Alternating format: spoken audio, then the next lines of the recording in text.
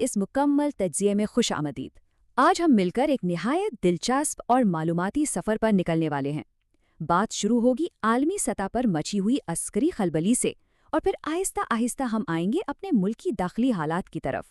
हम फैक्ट्स और डेटा की रोशनी में ये समझेंगे कि आखिर दुनिया इस वक्त किन भारी और संगीन मराहल से गुजर रही है। तो चलिए बिला ताख़ीर शुरू करते हैं। जल्दी से नज़र डालते हैं कि आज के इस तज्ज़िये का रोड मैप क्या है। पहले मशरिक़ वुस्ता के अस्करी हालात, फिर इस तसादुम की असली कीमत को समझेंगे। उसके बाद ग्लोबल ट्रेड रूट्स, खित्ते में पाकिस्तान का अहम किरदार और आखिर में हमारी अपनी डोमेस्टिक पॉलिटिक्स का जायज़ा लेंगे, यानी एक मुकम्मल मैक्रो से माइक्रो तक का सफ़र। अच्छा, तो सबसे पहले बात करते हैं मशरिक़ वुस्ता की। देखते हैं वहाँ अस्करी सतह पर आखिर क्या खिचड़ी पक रही है। अब देखें आलमी सतह पर स्टेक्स इस वक्त कितने हाई हैं। हाल ही में सेंटकॉम के सरबराह एडमिरल ब्रैड कूपर और चेयरमैन डेनकिन ने डोनाल्ड ट्रंप को ईरान के खिलाफ 3 इंतहाई शदीद अस्करी ऑप्शंस पेश किए हैं। पहला ऑप्शन, होर्मुज़ या आबनाए होर्मुज़ के करीब छोटे जजीरों पर अमरीकी ज़मीनी फ़ौज उतारना। दूसरा ऑप्शन ये है कि इस्फहान में स्पेशल फोर्सेस भेजी जाएं ताकि वहां से 60% अफजूदा यूरेनियम निकाला जा सके। और तीसरा और शायद सबसे बड़ा ऑप्शन, ईरान के बाकी मिलिट्री इंफ्रास्ट्रक्चर पर हैवी अमरीकी एयर स्ट्राइक्स करना है। इसी मंसूबाबंदी में एक और बहुत बड़ी और टेक्निकल डेवलपमेंट है। पेंटागन डार्क ईगल नाम के सुपर हाइपरसोनिक मिसाइल को तैनात करने पर गौर कर रहा है। अब हैरान की बात यह है कि अमेरिका के पास इस वक्त ऐसे सिर्फ 8 मिसाइल्स मौजूद हैं। सिर्फ 8? दूसरी तरफ ईरान भी खामोश नहीं बैठा। उन्होंने अपनी दिफाई सलाहियत को बरकरार रखने के लिए ज़मीन-दोज़ और छुपे हुए मिसाइल्स बाहर निकालने शुरू कर दिए हैं ताकि किसी भी अटैक की सूरत में तैयार रह सकें। और आलमी तनाव की इस कहानी को ज़रा इस फिगर से समझिए, 6500। ये कोई छोटा मोटा अदद नहीं है। ये वो 6500 टन्स असला और अस्करी गाड़ियां हैं जो अमेरिका ने महज 24 घंटों के अंदर अंदर इजराइल पहुंचाई हैं। सोचिए, 2 बड़े बहरी जहाज़ों और कार्गो तैयारों के जरिए रातों रात हज़ारों हथियार और मिलिट्री ट्रक्स मुंतकिल कर दिए गए। लॉजिस्टिकली ये बिल्कुल एक अजीम ऑपरेशन था। खैर, इन बारे अस्करी इक़दामात के बाद ज़ाहिर है जहन में ये सवाल तो आता ही है कि आखिर इन सब का माली और सियासी खर्चा कितना है। आइए इस वॉर की असली कीमत देखते हैं। अब इस बोझ को ज़रा मुख्तलिफ ज़ावियों से समझते हैं।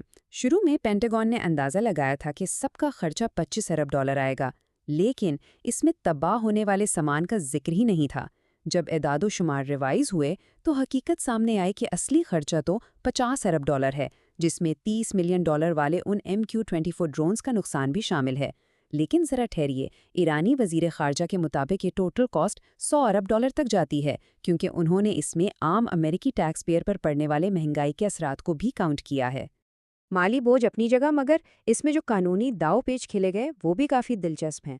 यहाँ वॉर पावर्स एक्ट के एक लूप होल का बाखूबी इस्तेमाल हुआ। 28 फरवरी को ऑपरेशंस शुरू हुए। कानून कहता है कि 60 दिन में कांग्रेस से मंजूरी लेना लाजमी होती है। तो हुआ क्या? 1 मई को जब 60 दिन की मुद्दत ख़त्म होने वाली थी, वज़ीर दिफा ने सीज़ फायर को ही रस्मी तौर पर जंग का खात्मा करार दे दिया। बस टेक्नोलॉजी यूज़ की और कांग्रेस की मंजूरी लेने से लंबे चौड़े अमल से बच गए। इसी दौरान अमरीकी सेनेट के अंदर कैसा कांटेदार मुकाबला था ये भी देख लीजिए। ईरान के खिलाफ मिलिट्री एक्शन ख़त्म करने के मुद्दे पर 47 वोट्स हक में और 50 मुखालफत में पड़े। यहाँ सबसे मुतासिर कुन बात फ्लोर क्रॉसिंग थी। एक डेमोक्रेट ने डोनाल्ड ट्रंप के हक में वोट दे दिया, जबकि 2 रिपब्लिकन्स में अपनी ही पार्टी की पॉलिसी के खिलाफ जाकर इसके मुखालफत की। आलमी मामलात से निकलकर ज़रा एक फौरी दाखिली सिक्योरिटी इंसिडेंट भी देख लेते हैं।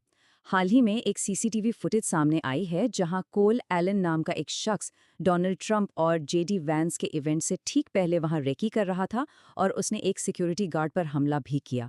हालांकि इस शख्स को इवेंट में दाखिल होने से पहले ही पकड़ लिया गया, मगर ये जाहिर करता है कि वहां दाखिली सतह पर सिक्योरिटी रिस्क कितने बढ़ चुके हैं। चलिए अब डोमेस्टिक सिक्योरिटी को छोड़कर दुनिया की तरफ वापस चलते हैं और देखते हैं कि ये सारी लड़ाइयाँ हमारी आलमी तजारत को कैसे मुतासिर कर रही हैं। इस तनाव की वजह से आलमी लॉजिस्टिक्स समंदर से उठकर ज़मीन पर आ रही हैं। अब नए हॉर्मज़ और नहर सुएज़ जैसे रिवायती बहरी रास्ते इस वक्त कम्प्लीटली डेंजर जोन में हैं और शदीद रुकावटों का शिकार हैं। تو شپنگ کمپنیز کیا کر رہی ہیں؟ وہ اپنا سارا سامان سعودی عربیہ کی جدہ پورٹ پر اتار رہی ہیں اور وہاں سے ہزاروں ٹرکس کے ذریعے صحرائی شاہراہوں سے ہوتا ہوا یہ سامان شارجہ، بحرین اور کویت تک پہنچایا جا رہا ہے۔ لیکن مسئلہ یہ ہے کہ یہ بدلاؤ اتنا آسان نہیں۔ ماہرین مسلسل وارن کر رہے ہیں کہ جدہ پورٹ اچانک آنے والے اس اتنے بڑے تجارتی سیلاب کے لیے تیار ہی نہیں تھی۔ نتیجہ، وہاں شدید ٹریفک، کنجیشن اور رکاوٹیں پیدا ہو رہی ہیں۔ اگرچہ اس بوجھ کو کم کرنے کے لیے عمان کی سوہر اور یو اے ای کے فجیرہ پورٹ سے بھی مدد لی جا رہی ہے، پھر بھی پوری دنیا کی سپلائی چین ڈسٹرب ہو چکی ہے۔ یہ سمجھنا بہت ضروری ہے کیونکہ انہی تاخیروں کی وجہ سے اشیاء عام عوام تک دیر سے پہنچتی ہیں اور مہنگائی میں اضافہ ہوتا ہے۔ اب اس تجزیے کا رخ تھوڑا اپنی طرف یعنی پاکستان کی طرف موڑتے ہیں۔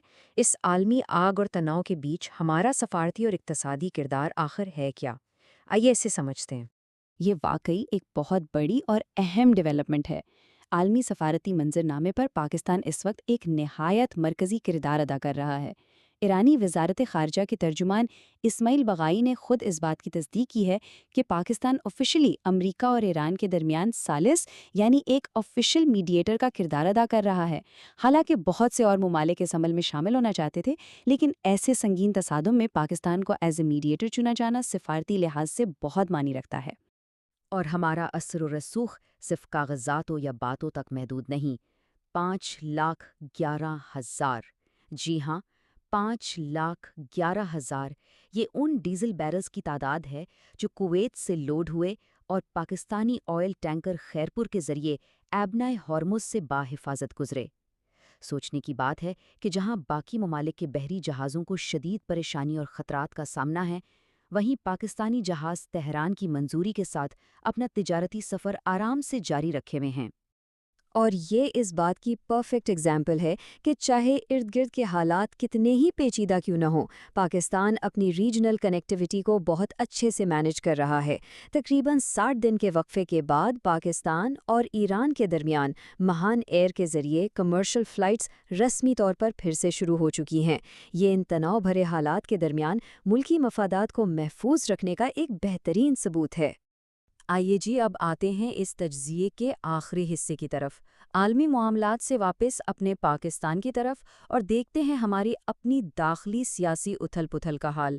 سیاست کے اندر ہونے والی لڑائیوں کا اندازہ اس لیک سے بخوبی لگایا جا سکتا ہے۔ P T I senate group کے اندر کا اختلاف سامنے آیا جب ایک وائس نوٹ میں سینیٹر ماشا یوسفزئی پر سخت تنقید کی گئی۔ لہجہ دیکھیے، کیا تم بشرا بی بی یا بانی کی بیٹی ہو جو سب کو لتار رہی ہو؟ ہم یہاں کسی ایک فریق کی سائیڈ نہیں لے رہے، بس یہ دیکھیے کہ پارٹی کے اندر آپس کی رنجشیں اور اوورسیز ورکرز کے حوالے سے بحث اس وقت کتنی شدت اختیار کر چکی ہے۔ انہی داخلی اختلافات کے سائے میں تنظیمی سطح پر مزید چیلنجز بھی موجود ہیں۔ ایک طرف بیرسٹر گوہر نے واضح کر دیا ہے کہ سہیل افریدی ہی خیبر پختونخوا کے وزیر اعلیٰ رہیں گے اور انہوں نے کسی بھی فارورڈ بلاک کی افواہوں کو مکمل طور پر رد کر دیا ہے۔ لیکن دوسری طرف آزاد کشمیر میں دیکھیں تو پارلیمنٹری بورڈ کے معاملات پر پارٹی کارکنان شدید احتجاج کر رہے ہیں اور ان کا مطالبہ صرف ایک ہے کہ ٹکٹس اور عہدوں کی تقسیم خالصتاً میرٹ کی بنیاد پر ہونی چاہیے۔ داخلی حالات میں جب قوانین اور حکومتی پروٹوکولز کی بات آتی ہے تو حال ہی میں خیبر پختونخوا اسمبلی نے ایک ایسی پالیسی منظور کی ہے جس نے نئی بحث چھیڑ دی ہے۔ سابق سپیکرز کے لیے تا حیات مراد یعنی لائف ٹائم پرکس۔ ان نئی قوانین کے تحت اب عہدہ چھوڑنے کے بعد بھی کسی ایکس سپیکر کو ان کی اجازت کے بغیر گرفتار نہیں کیا جا سکتا، انہیں لائف ٹائم پرائیویٹ سٹاف فراہم کیا جائے گا اور دوسرے صوبوں میں سفر کے دوران وی وی آئی پی روڈ پروٹوکول بھی ملے گا۔ یہ قوانین ظاہر ہے وی آئی پی کلچر کے حوالے سے عوام میں کافی زیر بحث ہیں۔ اور اسی اہم معلومات کے ساتھ آج کا یہ تجزیہ ہم اس نہایت اہم سوال پر ختم کرتے ہیں۔ آپ خود سوچئے، حکمرانوں کے ضروری سیکیورٹی پروٹوکولز اور عام ٹیکس دینے والے عوام کے حقوق کے درمیان آخر توازن کہاں ہے؟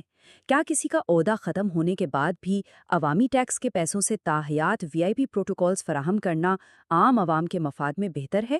اس بارے میں آپ کا کیا خیال ہے؟ یہ واقعی ایک ایسا پوائنٹ ہے جس پر بہت گہری سوچ بچار